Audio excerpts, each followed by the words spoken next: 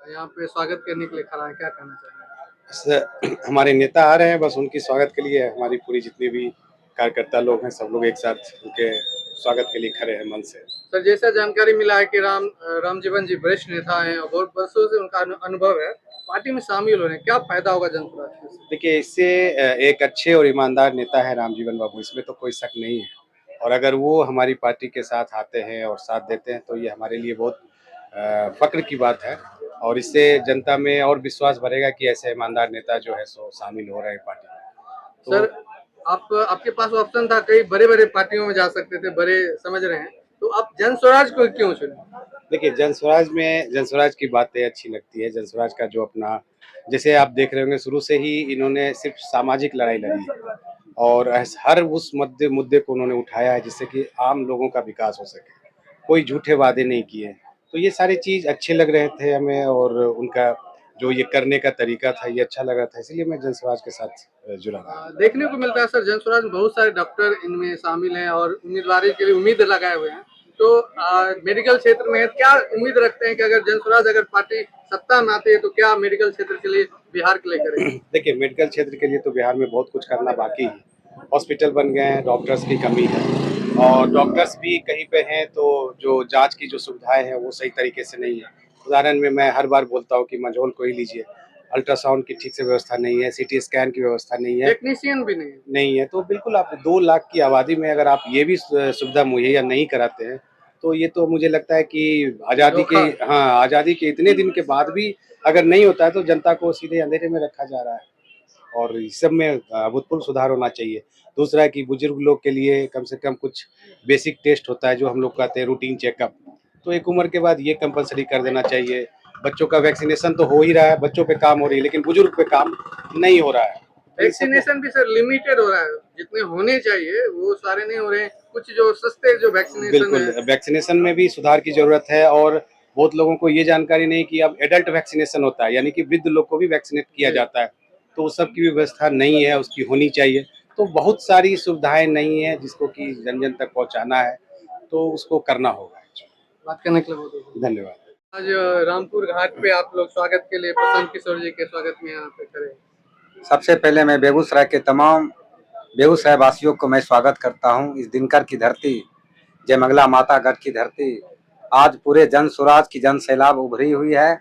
आदरणीय प्रशांत किशोर जी इस बेगूसराय के पावन धरती, जयमंगला माँ के पावन धरती मंझौल में आगमन है उनका, और पूरे जन स्वराज के कार्यकर्ता में खुशी की लहर है।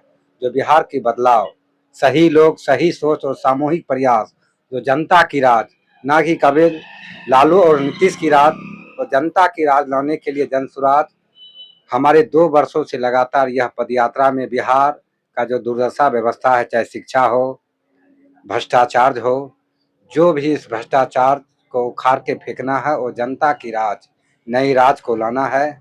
जो हमारे बिहार, जिन नेताओं ने बिहार के बच्चों को लूटा है, जिन नेताओं ने बिहार के बच्चों को पेट पर लात मारा है, जिन नेताओं ने बिहार के बच्चों को अनपढ़ बनाया है, जिन नेताओं ने बिहार के बच्चों को, युवाओं को पलायन करने को मजबूर किया है, उनको इस बार वोट नहीं करेंगे। इस बार वोट अपने बच्चों के मुख को देखकर करना है और जनता की राज, जनता की सुंदर राज लाना है और बिहार के बदलाव करना है।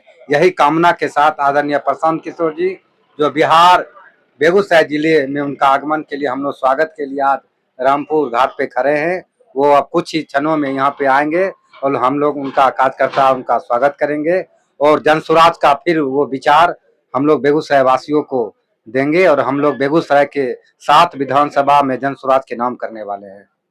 बहुत बहुत धन्यवाद। आज प्रशांत जी को आप स्वागत के लिए रामपुर घाट पे आए, क्या कहना चाहेंगे? बिल्कुल, हमारे प्रशांत जी समस्तीपुर से एक सभा करके आ रहे हैं और इसी रास्ते से गुजरेंगे, तो हम लोग उनके लिए स्वागत के लिए तैयार हैं। यहाँ से वो मंझौल में हमारे पूर्व सांसद मंत्री रामजीवन बाबू के घर पे पहुँचेंगे, वहीं पे हम लोग उनको लेके चलेंगे।